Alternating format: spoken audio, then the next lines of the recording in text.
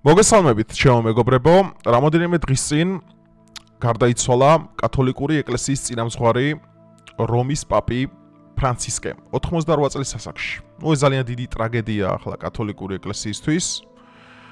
მაგრამ აქ გამოიკვეთა ძალიან საინტერესო მომენტი, რომელსაც ჩემგან ხელმარჯვნივ თქვენ ხედავთ. უკანასკნელი ადამიანი, რომელიც პაპ ფრანცისკეს ეახლა დაახლოებით 6-5 საათით ადრე იყო არც მეტი არც ნაკლები ამერიკის შეერთებული შტატების ვიცე-პრეზიდენტი ჯეიდი ვენსი. ის იყო უკანასკნელი ოფიციალური პირი, რომელიც რომის პაპს ეწვია. მეგობრებო, დღეს ძალიან საინტერესო ვიდეო მივახილო გექნება. საუბრის თემა იქნება რომის პაპის სიკვდილი. საუბრის თემა იქნება გახდება თუ არა ახალი რომის პაპი კონკლავის შედეგად ფერადკანიანი, ანუ პირველად კათოლიკური ეკლესიის ისტორიაში, რა და გამოიკვეთა ძალიან საინტერესო კანდიდატი პიტერ ტრუქსონი, რომელიც განიხილება კათოლიკური ეკლესიის განის მიმდინარეობიდან, რომელიც არის ვატიკანის მათი ბრჭყალებში წმინდა სინოდის წევრი. მოკლედ მეგობრებო, ძალიან საინტერესო ვიდეო გველოდება, ასე რომ დალაიქეთ ვიდეო, გამოიწერეთ არხი. და მე დღეს თქვენ აგიხსნით საერთოდ როგორ ხდება რომის პაპის არჩევა, კანონიზება, რა პროცედურებს გადის და რავი, ყველაფერს შეიტყობთ ჩემი ვიდეოთი.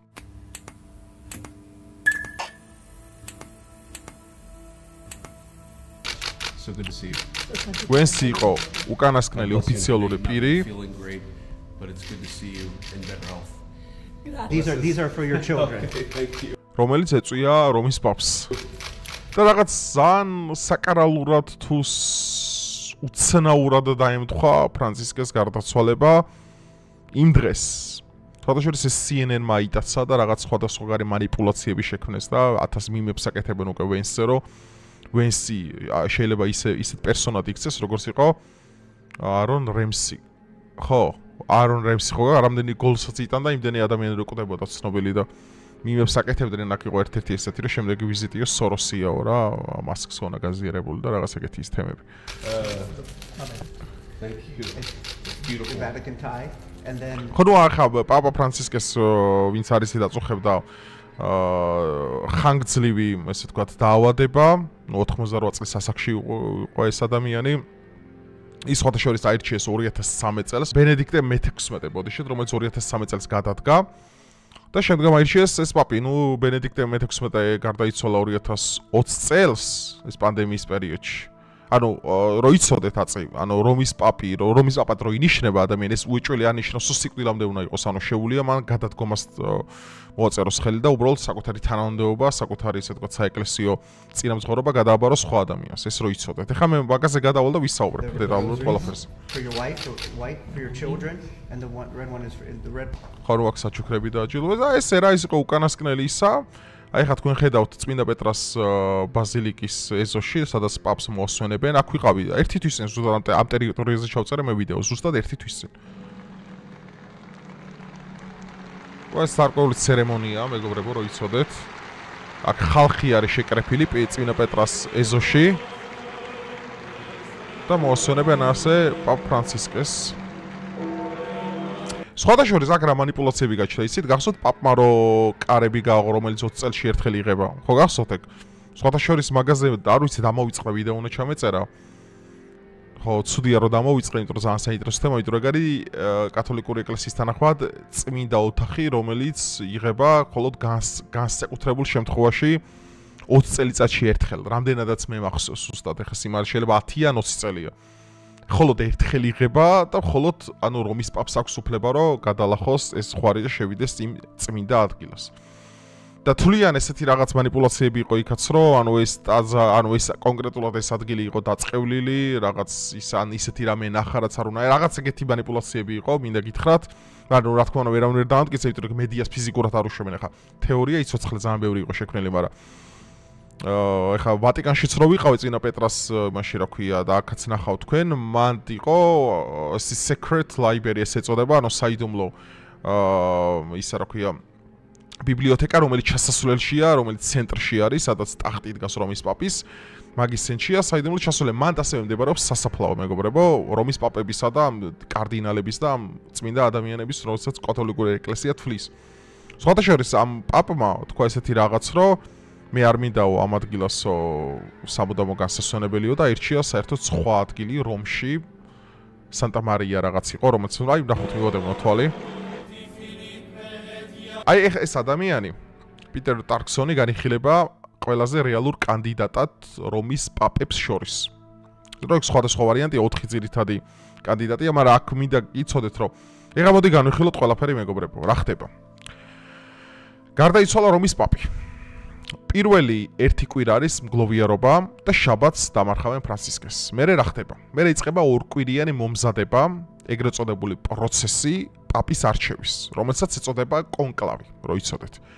მეგობრებო, ეს დახურული საიდუმლო, ესე ვთქვათ, არჩევნები, მოდი ესე უწოდოთ, რომელიც მედიისაგან დამოუკიდებლად ხდება და არც მედიის წარმოადგენლებს იქ არ უშვებენ, მაგ ადგილასაც ვანაყოფი, ეს არის სიქსტის კაპელას დიდი დარბაზი, უზარმაზარი დარბაზი და ძალიან ლამაზია იქ ევროპა მიდაკითხეთ, ეგ სურათს არც მე არ ვაღებინებდნენ, მაგრამ ჩუმად მაინც გადავიღე. მეგობრებო, აქ იმართება კონკლავი, სადაც ხმათა 1/3 უნდა დააგროვოს კანდიდატმა იმისათვის, რომ გახდეს რომის პაპი. ეს ხდება ძალიან კონფიდენციალურად, ძალიან გაწერილი პროტოკოლით, რამდენიმე დღე ჭირდება ამ ყველაფერს და ესეთი ტრადიცია, რომ შეგროვებული ტექსტები, ანუ ბიულეტინები, მოდი ესე ჩვენი საარჩევნო სისტემით ვისაუბროთ.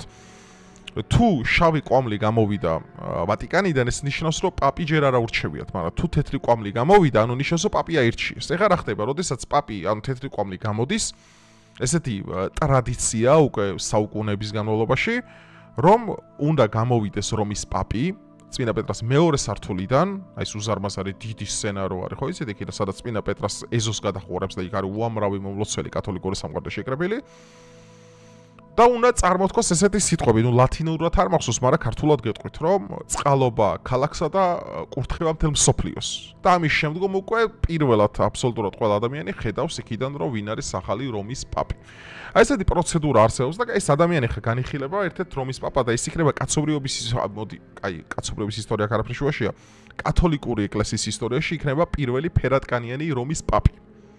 ეხლა თქვენ შეიძლება ეხლა გაგეცინოთ რაღაცებზე და თქვათ, რომ აი Netflix-ის ადაპტაციით ხო არ უშვებენ ან რაღაც ვოუკიზმით ან იმით, მაგრამ სხვადასხვა არ მინდა ეხლა ობიექტურობა დავკარგო ეხლა და არ მინდა სპეკულაციები დავიწყო, მაგრამ მე ამ ადამიანის იმებს რო უსმინე სხვადასხვა ინტერვიუებს და იმას, იყო ძალიან საინტერესო პიროვნება და ეს არის ერთადერთი ტრადიციონალისტი. თუ სიმართლე გაინტერესებით, რომ ამის გარდა 4 კანდიდატურა ვინებიც არიან იქიდან, ხო, ულტრამემარცხენე, ულტრალიბერალური, ნუ აქ ძირითადად პოლიტიკური ფრთებია ეხლა შეგნით, ხო? ეს ადამიანი იყო საკმაოდ ტრადიციული გაგებით, ეკოლოგიასთან, ტრადიციული გაგებით, კულტურასთან, ტრადიციული გაგებით, თვითონ ეკლესიასთან, სხვადასხვა არ არის LGBT-ის მომხრე, რამდენადაც მე ვიცი. და ასევე არის ეკოაქტივისტიც, ძალიან ბევრ ესეთ პროექტებში მონაწილეობს, იმიტომ რომ ზოგადად კარდინალები და მისი სისტემა, როგორც ვატიკანს აქვს მოწყობილი აქვს სხვადასხვა ფრთები, რომელიც არიან პასუხისმგებლები ზოგი განათლებაზე, ზოგი ეკოსისტემაზე, ზოგი იმათაც ეს სამშვიდობო სახის ფორმატებია, რომელიცაც ვატიკანი ხო დამოუკიდებელი ქალაქ სახელმწიფოა და შესაბამისად ამ ფორმატის ფარგლებშიც კარდინალებიც ინაწილებენ ამ როლს, ხო, რომელია რაღაც ულტრამემარცხენე, ულტრამემარჯვენე და ესეთი რაღაც, ხო? აქედან გამოდირი იყო ძალიან საინტერესო ადამიანი ეს თვითონ ეხა მე რამდენად ნუ ესე მე რაც დავინახე ეხა პირადად სხვებთან შედარებით რომ სხვები უფრო რადიკალი მემარცხენები იყვნენ და რადიკალი ლიბერალები მათ შორის LGBTQ აქტივისტებთან მიმართებაში და სხვადასხვა სახის გაუკუღმართებულ წესებთან, მაგრამ ნუ ეს ეხა მედლის ერთი მხარე, ეხა მედლის იქიდან მხარე მე არ ვიცი ეხა მაგას მე სანაზელოს ვერ ჩამოვალ ვერანაირად და ესეთი აი ეს იცნობდა ფრანცისკეს სიცოცხლეში სხვადასხვა ძალიან დაახლოებული ფიგურა იყო ეს კარდინალი. ნახოთ, იმიტომ რომ ხა ეს მინდა იცოდეთ კიდე რომ როდესაც პაპი ხდები, ანუ სახელს იცვლი.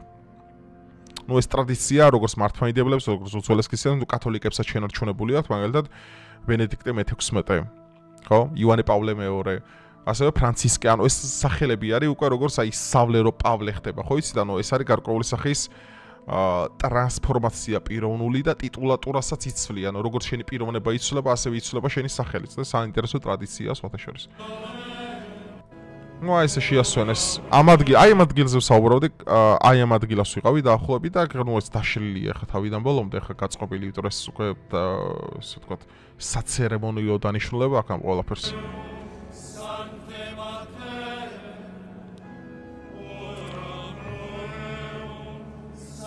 ხო აი ეს არის secret library, აი პაპის წინ რომელიც შესასვლელის არის, ეს რომ მე დაცვას მაშინ ვკითხე წმინდა პეტრას იმაში რომ ვიყავი ტაძარში ხო, მან მითხრეს რომ აქ მხოლოდ პაპს აქვს უფლება რომ ჩავიდესო და ვიზიტორებს არ ქონდათ აქ ამ ესე თქო ვიზიტით სარგებლობის უფლება მათ არ გააჩნდათ. ნუ აქ ამ მთელი მეგობრებო, მთელი ასამო, მთელი ფილოსოფია, ანტიკური გნოსტიციზმი, თეოლოგია, რაღაცა ბიბლიოთეკები, წიგნები, რუკები, ტამპლიერები, ტევტონები, აი რაც კი ევროპას ან არა ევროპასაც კი ყველაფერი აქ არის ხა. შენახული რაც აი ალექსანდრეს ბიბლიოთეკა რო დაიწვა და რაც გადარჩა ყველაფერი აქ არის უბრალოდ ხო გეუბნებით ვატიკანი არის ძალიან დიდი თვითონ პეტრას ტაძარი ძალიან დიდია და წარმოიდგინეთ აქ ხო არის მეორე სართული არის კიდე დაბლა და იმის დაბლა კიდე არის სასაფლაო და რომ ის პაპები იგანიშნებენ ამიტომ ძალიან საინტერესო ადგილი უბრალოდ ამას ფიზიკურად ვერ გადაიღებ არავის უშვები და წლობა არ გაქვს არაფერზე ეხლა JD Vance კითხეს რა გზნობა არის ის რომ თქვენ იყავით უკანასკნელი ოფიციალური პირი რომელიც პაპს ესტუმრაო აი ეხლა მე რო Vance-ის ადგილას ყოფილიყავი ანუ ძალიან შეშინებული ვიქნებოდი ჩემი შესაძლებლობის მიმართ იმიტომ რომ აქ საუბარი მეგობრებო არის იმაზე რომ წარმოიდგინეთ შენ მიდიხარ ოფიციალური სტატუსით და ოფიციალურ ვიზიტით რომ ის პაპთან და 6 საათში ის იღუპება Yeah, you know, I've thought a lot about that. I mean, it's pretty crazy. ანუ ის ძალიან სიგიჟეაო, რომ ამაზე რო ფიქრდებიო, ამაზე სხვათა შორის ბევრჯერ ვიფიქრეო, რომ გიჟდები ამ ყველაფერზე, რომ მე ვიყავ უკანასკნელი, ვინც ამას ვესტუმრეო. I didn't know that he had less than 24 hours. და ისიც კი არ ვიცოდი, რომ 24 საათი ქონა უკვე დარჩენილი დედამიწაზე. I think it was a great blessing. მე ვფიქრობ, ეს იყო ძალიან დიდი დალოცვაო.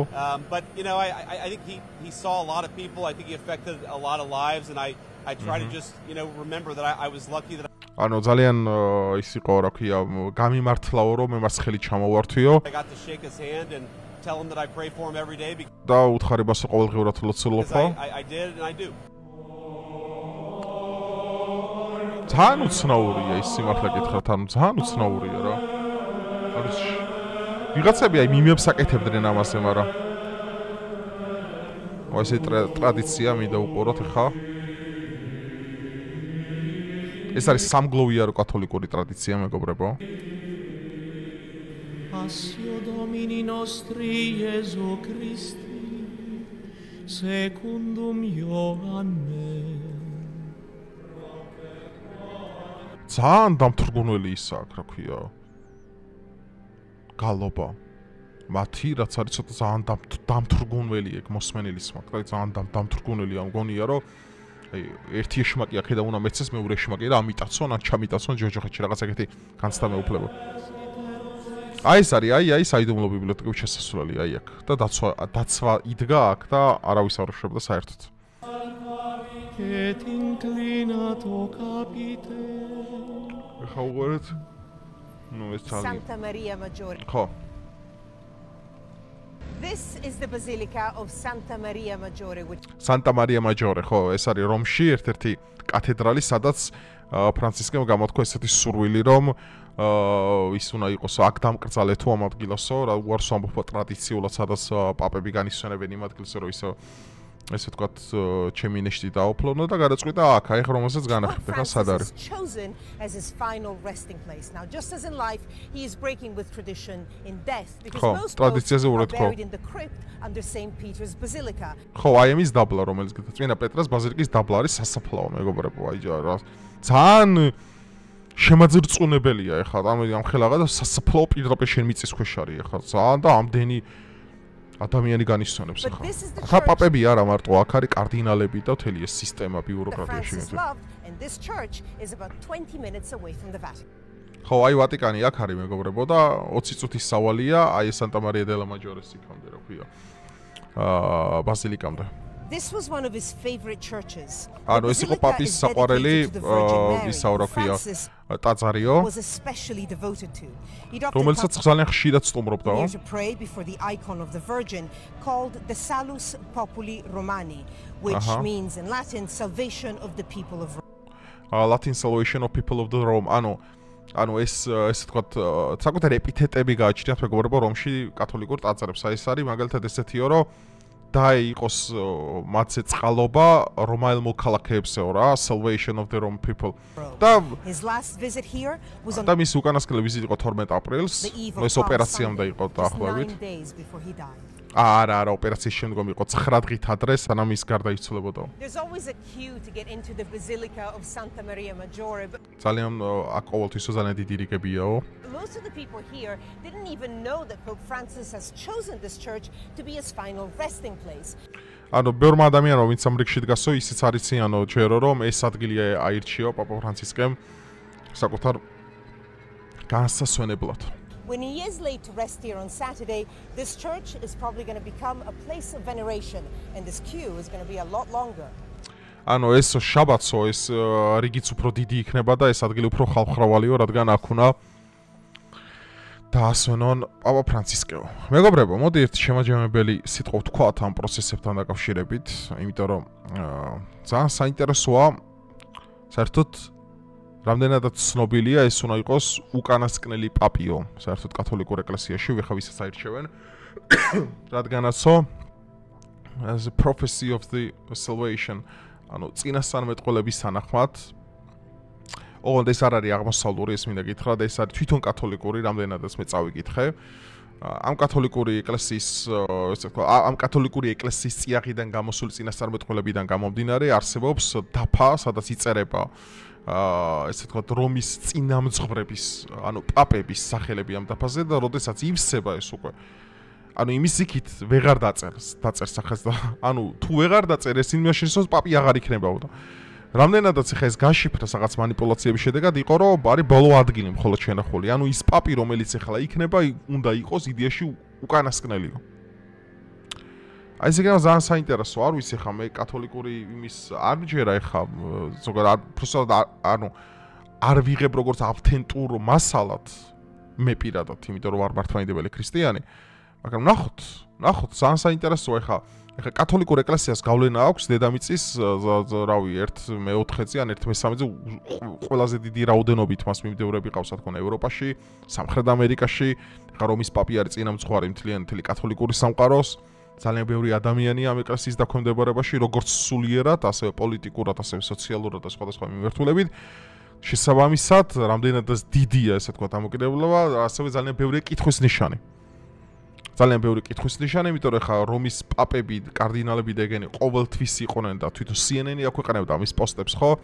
იქ ბრალდებულები და იჭმიტანელები, როგორებიც იყვნენ პედოფილია, როგორც იყო LGBT აქტივობები, როგორც იყო გენგფერთები და მსგავსი სახის რაღაც ნუ ეს ყოველ შემთხვევაში რასაც CNN-ი აქვეყნებდა და რაზედაც მიდიოდა დავები, სასამართლოები და ასე შემდგომ რა იწყებოდა რაღაც საიდუმლო სახის რიტუალების შეტარება, რომელიც საერთოდ ქრისტიანულს არ გავდა, რომელიც იყო უფრო გნოსტიკურ წიაღში, რომელიც იყო ასევე დაპლიუსებული სატანურ რიტუალებთან და მსგავსი რაღაცაა, მაგრამ ეს მეგობრებო იმდენად მისტიფიცირებულია და იმდენად დგას ეს ყველაფერი რაღაც ძალიან დიდი კეთილების ქვეშ, ძალიან დიდი სიღრმეები აქვს ამ ყველაფერს, რომ ჩვენი თვალებით ამ ყველაფრის დანახვა არის ძალიან რთული და ხშირ შემთხვევაში შეუძლებელი.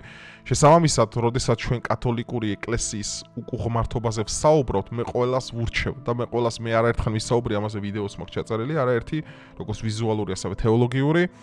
ყოველთვის წაიკითხეთ რა არის მართლმადიდებლური ეკლესიის კატეხიზმო, რომ თქვენ უკვე განსხვავებები იცოდეთ რა არის მართლმადიდებლებსა და კათოლიკეებს შორის. მეგობრებო, ეს არ არის პოლიტიკური განსხვავება. ამას მოგატყუებთ მარტო რომ გითხრათ, პოლიტიკური განსხვავება არ არის მხოლოდ პოლიტიკური განსხვავება, აქ არის საუბარი თეოლოგიურ, დოგმატურ და სხვადასხვა სქიზმატურ საკითხებზე, რომელიც ფუნდამენტურ წინააღმდეგობაში მოდის წმინდა წერილთან. და თუ წმინდა წერილი არ არის დასაწყისი და ამბანი თითოეული კანონიკის, რაც სოფლიო საეკლესიო კრებებზე გადაწყდა, ამ შემთხვევაში საერთოდ აზრი არ ქონია ყველაფერს. ასე რომ, როდესაც ჩვენ გაუკუღმართებაზე საუბარს ვიწყებთ, აქამდე სანამ ჩვენ მივალთ და ვიღაცას ვეთქვით, რომ აი ჰეი შენ გნოსტიკოსი ხარ, ჰეი მაგალითად შენ სატანისტი ხარ, პედოფილი ხარ თუ რა, მაგამდე თქვენ უნდა იცოდეთ რა არის დოგმატური განსხვავებები. აქ ძალიან საინტერესოა, მე თქვენ გირჩევთ დაგუგლოთ მართლმადიდებლური ეკლესიის, მართლმადიდებლური სარწმუნოების კატეხიზმო, თავიდან ბოლომდე შეისწავლოთ, ისწავლოთ ჯერ დოგმატი რა არის, საერთოდ ჯერ ეს დოგმატი უნდა იცოდეთ, იოანე დამასკელის მართლმადიდებლური სარწმუნოების ზედმიწევნითი განმოცემა უნდა ქონდეთ საკითხული, წმინდა ბასილი დიდი, გრიგოლ ნოსელი, გრიგოლ ღვთისმეტყველი ხო საერთოდ უნდა სხაპასხოპით იცოდეთ, რომ თქვენ აი მის შინაარსობრივად ჩაწოდეთ უკან ყველაფერს. და რასთავე კაბადოკიელი მამები და შემდგომ უკვე საეკლესიო კრებების ისტორია, ბიბლიური ანთროპოლოგია და შემდგომ კანონიკა როგორ ხდება ამ ყველაფრის, იმიტომ რომ ეხა ბრმად მაგალითად ხო გეუბნებით, აი როა იყო უბრალოდ ხა ძალიან ბევრი ადამიანს შემგარშემო ახასიათებს ხოლმე ესე დამოკიდებულ რომ აი რაღაცას დაინახა ლუციფერის განდაღებაა, ეს უკვე სატანისტია. სანამ მე მივალ ლუციფერის ძეგლამდე ხა მე რო ვიყავი ვატიკანში, მე ძალიან კარგად ვიცოდი რა იყო მისი ამ სიმბოლოების დანიშნულება. იმიტომ რომ მე ძალიან კარგად ვიცი ბიბლია და ძალიან კარგად ვიცი რა არის დოგმატი თვითონ. აი მაგალითად კაი შედარება, კაი იმას განმარტებას მოვიყვანე ხა, ხო არის ყოვლადწმინდა სამების დოგმატი. ანუ მამა, ძე და სული წმინდა. ეხლა უყურეთ როგორ ხდება კანონიზება. ანუ უძველეს დროში მაგალითად პირველ საეკლესიო კრებაზე, ადგილობრივ კრებაზე, რომელიც გაიმართა ჯერ კიდევ იმაში რა ქვია იერუსალიმში, მათ გადაწყდა ესეთი რამე, რომ წინა დაცვეთა სავალდებულო აღარ იყო. რადგან ღმერთმა ქრისტემ ყველა ადამიანი გადაარჩინა. შესაბამისად წინა დაცვეთა აღარ ხდებოდა, წინა დაცვეთით ებრაელები იცვითებოდნენ ძველ აღთქმაში ჩვენესებიც, ნუ დღესაც ებრაელები არიან. რახეთ ნებისმიერი გადაწყვეტილება წმინდა სამება, მაგალითად ხო, ეხლა დავიწყე და მოდი გავაგრძელოთ ყველაფერი. არის ბიბლიაში მოხსენებული ასე. სამნი მოწვავენ ზეცად, მამაი, ძეი და სული წმინდა. ეს არის ბიბლიური, პირდაპირ ბიბლიური. ეხლა უყურეთ დოგმატი როგორ წყვიტავს. იკრიფებიან ღვთისმსულიერი ადამიანები, ეპისკოპოსები, სხვადასხვა ეკლესიებიდან, მე მომავალ ჯერ კიდევ საეკლესიო პერიოდში, როდესაც ეს კრებები იმართებოდა და დგება ჩვეულებრივი კრება. ამ კრებაზე არის მომხსენებლები, არის მაგალითად ადამიანები, მაგალითად ნესტორი ხო იყო ერესი. არიანელები ხო იყვნენ ერეტიკოსები, რომ ერთი ამოდა ქრისტეს არ ტკიოდაო, ჯვარზეო და მაშიო ორი სხვადასხვა კაცობრივი და ადამიანური ბუნება იყო. და მეორე საერთოდ იმას აღიარებდა, რომ მხოლოდ ერთი პიროვნება, ანუ ჩვენ ახლა მართლმადიდებლები ვართ, დიოფიზიტები ქრისტეში ვაღიარებთ ორ ბუნებას. ადამიანურს ანუ ის იყო ისეთივე ადამიანი და ისეთივე ღმერთი ერთ სხეულში. ან ჩვენ არ გვჯერა რომ ქრისტე იყო მარტო ღმერთი. ის ადამიანიც იყო. და არც იმას ჯერა რომ ის მხოლოდ ადამიანი იყო, მაგას არ ჯერა დიოფიზიტები. მონოფიზიტები აღიარებენ მხოლოდ ერთ ბუნებას ქრისტეში. აქ ძალიან დიდი იოანე ოქროპირსას ყველაფერი აქ დეტალურად განმარტებული ხა თუ ქრისტეს ჯვარზე ავიდა და მას არაფერი ტკიოდავ ხა მონოფიზიტები რასაც ამბობენ, მაშინ რა აზრი აქვს მსხვერპლს, რაც მან გაიღო და ეს ძალიან საინტერესო ესე ვთქვათ შედარება არის. შესაბამისად როგორც აი ყოვლადწმინდა სამების დოგმატი როგორ გადაწყდა ხო, აიღეს ბიბლიიდან, იმჟელეს და დაკანონდა. რომ ყველა ადამიანი ცოდვილია ქრისტეს გარდა. ეს არის კანონის ბიბლიას ეყრდნობა, წმინდა წერილს და სამოციქულო გარდამოცემას როგორც თავად ბიბლია გვიმხელს. ეხლა რო ესენი რომ მოდიან და სქიზმატურ სამყაროს მერე იწყებენ ახლა კათოლიკები იმას საუბარს, აი რომის პაპის უცოდველობა დასწრულებული აქვს საკითხი უკვე. ქრისტე არის ერთადერთი უცოდველი დედამიწაზე, ვინც ყოფილა, რომელშიც ადამის სოდვა არ იყო. რადგან ის იყო საღვთო ბუნების მატარებელი. ეს საღვთო ჰიპოსტასის მატარებელი რა ზან და ბუნებით ადამიანობის, იმიტომ რომ ეს ჰიპოსტასოს ხო არის სხეული. და შესაბამისად ჩვენ ესე უნდა მივუდგეთ მეგობრებო, ანუ ჩვენ სანამ მივალთ იქამდე და მაგალითად აი ვიტყვით, რომ აი რაღაც ლუციფერის ის არის ხო გამოსახული, მაგამდე ჩვენ უნდა გადავწყვეტოთ ეს ყველაფერი და ძალიან ცივი გონებით შევაფასოთ. რომ მე უნდა ვიცოდე კატეხიზმო მართლმადიდებლური, რომ ეს ჩემი სარწმუნოება დავიცვა. მე თუ ჩემს სარწმუნოებას ვერ დავიცვა, მე ვერ დავაბრალებ ვიღაცას, შენ ესეთი ხარ, შენ ისეთი ხარ. სულიწმინდის გამომავლობა მაგალითად. ეს ბიბლიაში ძალიან კარგად და ნათლად წერია. რომ მამისაგან გამოდის. რომელიც შემდგომ ადგილობრივი კრებაზე რა ქვია ტულედოში შეცვალეს კათოლიკებმა და თქვენს რომ სული იქიდანაც გამოდისო, სულიწმინდანაც გამოდისო, ქრისტედანაც გამოდისო და მომაღმერთე ქრისტესგან კატეგორიულად არის რომ ქრისტესგან არ გამოდის. ეს ძალიან საინტერესო დოგმატი გვაქვს ჩვენ. მამის, ძისა და სულიწმინდის. ანუ ყოვლად წმინდა სამების, ანუ ტრიადის აბსოლუტური თანაჰარმონიული ერთობის. აი როგორც წარმოვიდგინოთ მზე მეგობრებო. მზე არის სხეული, ანუ ვარსკვლავი, რომელიც ანათებს, რომელიც სითბოს გამოყოფს და რომელსაც საკუთარ აგრეგატული მდგომარეობა გააჩნია. ანუ ეს იმდენად ღრმა არის თითოეული ადამიანისთვის და იმდენად შენ უნდა ძალიან სიღრმეებში ჩახვიდე, შენ რომ გააცნობიერო რა არის ყოვლადწმინდა სამების თანამარადიული კავშირი, რომელიც პიროვნულად, ანუ ნახეთ, ეს ძალიან საინტერესოა, რომ სამი პიროვნება, ანუ სამი ჰიპოსტასი არის ერთი ღვთაებრივი ბუნების ქვეშ. აი სამი პიროვნება, წარმოიდგინეთ, ძალიან რთული წარმოსადგენია ეს ადამიანური გონებისთვის, ეს ძალიან რთულია, მაგრამ წარმოიდგინეთ სამი პიროვნება ერთი ღვთაები, ანუ ღმერთის რაოდენობას განსაზღვრობს ბუნება და არა ჰიპოსტასი. აი მის გაგება უჭირს ბევრს მუსულმანებს მათ შორის და შრინკებს რო გვეძახიან და რაღაც იმას, რომ მრავალღმერთიანობა რა შუაშია. საერთოდ არაფერი შუაში არ არის. ღმერთი სამობით ეცხადება ადამიანს და სამობით ესაუბრება. მამა, როგორც სამყარო ეს არის თლიანად ამაზე ცალ-ცალ ნახეთ, სულიწმინდა, რომელიც გარდამოდის მტრედის სახით, ქრისტე, რომელიც არის ატარებს ღვთაებრივ პიროვნებასა და მასში ატარებულ ორ ბუნებას, ანუ ადამიანურს და საღვთოს და ღმერთთან ამ ყველაფერს აბსოლუტურად ერთად. ანუ რა გამოდის, ნახეთ, სამი პიროვნება, მათი გადაწყვეტილებები არ მოდის არც ერთთან, ანუ ერთმანეთის წინააღმდეგობაში არასდროს არ მოდის და ესე ვთქვათ, მათი წინააღმდეგობები რახან არ მოდის, ანუ მათი ბუნება განსაზღვრავს მის რაოდენობას, ანუ ერთობას. აი მაგალითად შედარება მოვიყვანოთ ესეთი, ა ブラ ამს ეცხადება სამი ანგელოზი და ესაუბრება როგორც ერთს. დაფიქრდიება? სამი ანგელოზი ეცხადება ა ブラ ამს ძველ აღთქმაში და ესაუბრება როგორც ერთს. გაიხსენე ასევე რა წერია დაბადების წიგნში? და ეს შევქონათ კაცი ჩვენს ხატა და ჩვენს გავსებად, რომელიც დაიუფლებათ. აი ეს მრავლობითობა ეხად როგორც ერთიანობა, როგორ ხდება ერთი, ორი ადამიანი, ორი კაცი და ქორწინება რა საინტერესო შედარება არის, საიდანაც წამოვიდი, მაგრამ საინტერესოა. ქორწინება რა საინტერესო შედარება არა, ორი ადამიანი ხდება ერთი. ეხად არის ებრაული სიტყვა, რომელიც ნიშნავს ერთობას. ანუ მრავლობით ხდება ერთი. როგორ? აბა წარმოიდგინე. შენი გონება ვერ წყვდება ამ ყველაფერს. ჩვენი გონება არის ლიმიტირებული, მეგობრებო, და ესეთ რამეებს ვერ წყვდება. ან თუ წვდებიან, ხოლო ძალიან ღვთისმსულიერი ადამიანები.